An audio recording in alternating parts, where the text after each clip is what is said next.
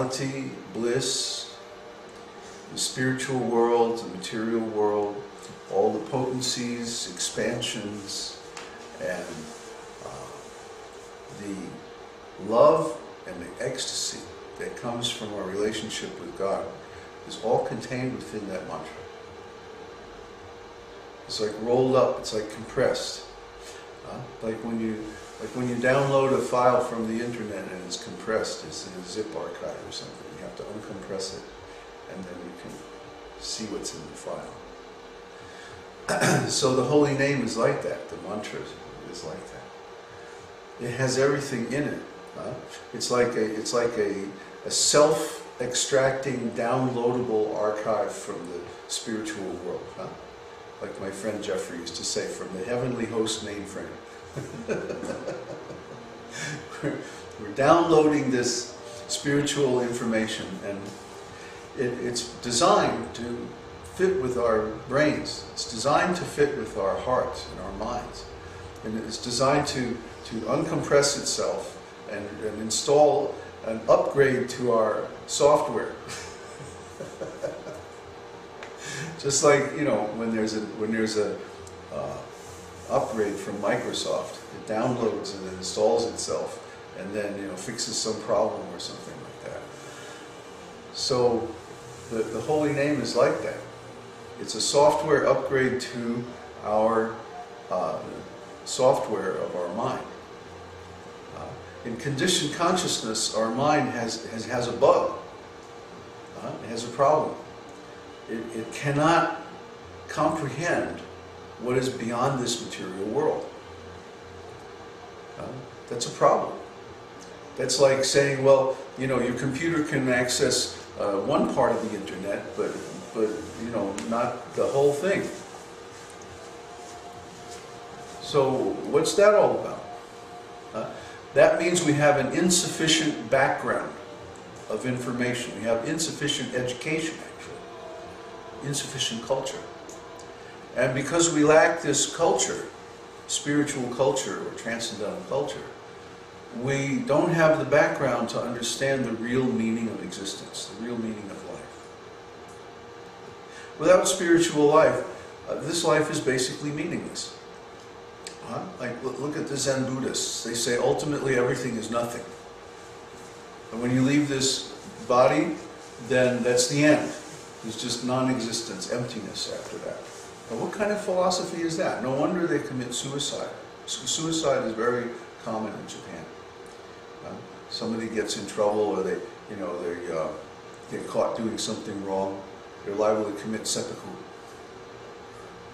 Why? Because they believe there's nothing after death. That's the end. That's it. Poof, you're gone. Finished. No more. So if there's nothing after death, that means there's no consequences. There's no karma. There's no reward or punishment after death. So why not do anything you like? Rob, steal, lie, cheat, rape, kill. Because there's no consequences. There's just nothing. There's nothingness.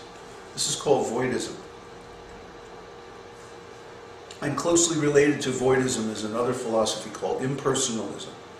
Impersonalism is like, we're all God. We're going to merge with God. We're going to become one with God. Which is basically the same thing. Oneness is very close to nothingness. Because in the state of oneness, there's no difference between the subject and the object. There's no distinction between the self and what we're conscious of, the not self. The other has to exist. There's a self, which is us, and then there's the other, which is the object.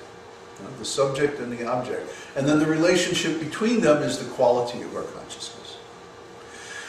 So in material consciousness, the relationship between the self, the subject, and the other, the object, is in terms of material existence.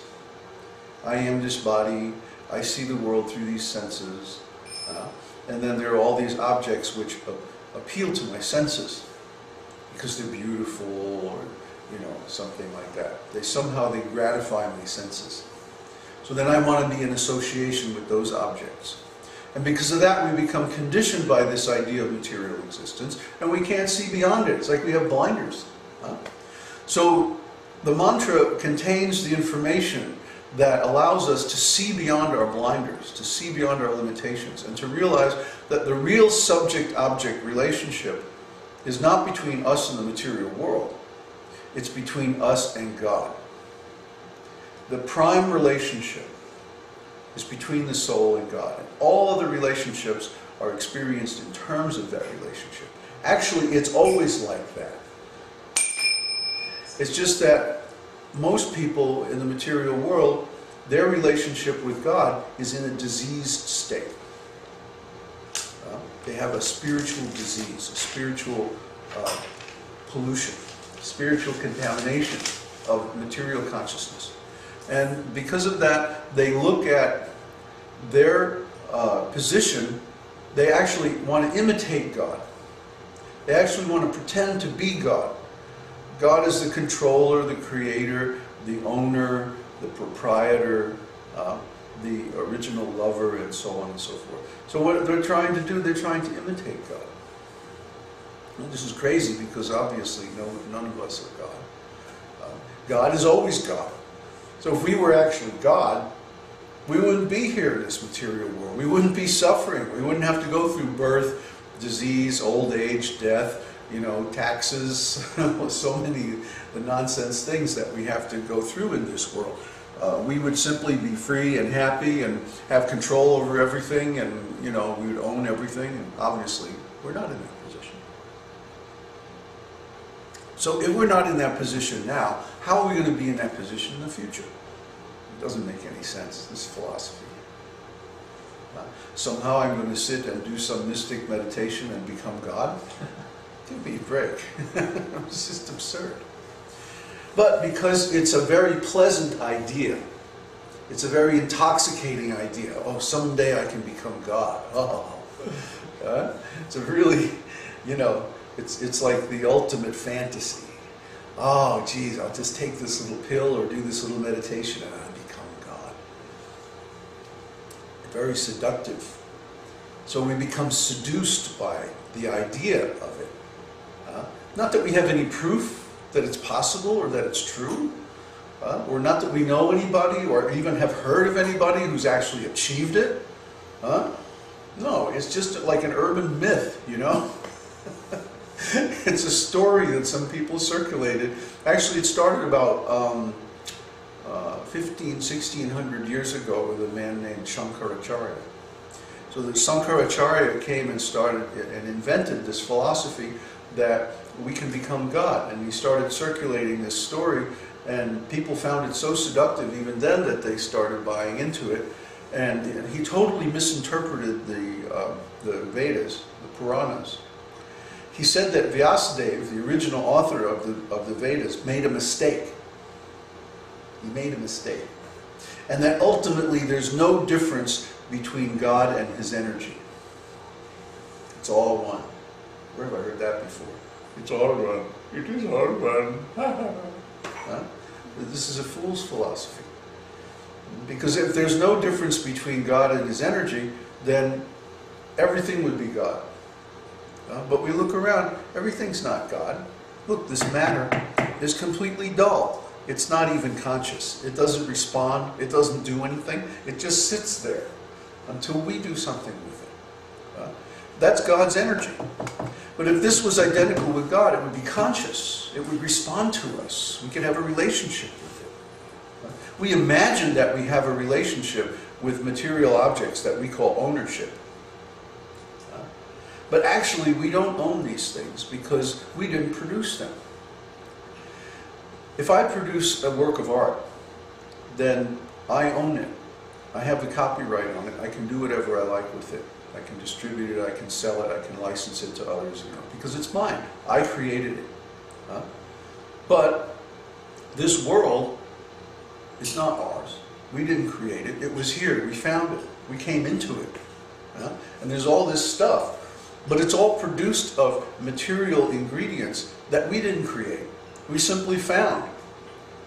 It's just like the pilgrims came over, you know, and landed on Plymouth Rock and took a big flag and stuck it in the ground and said, okay, now this belongs to the Queen.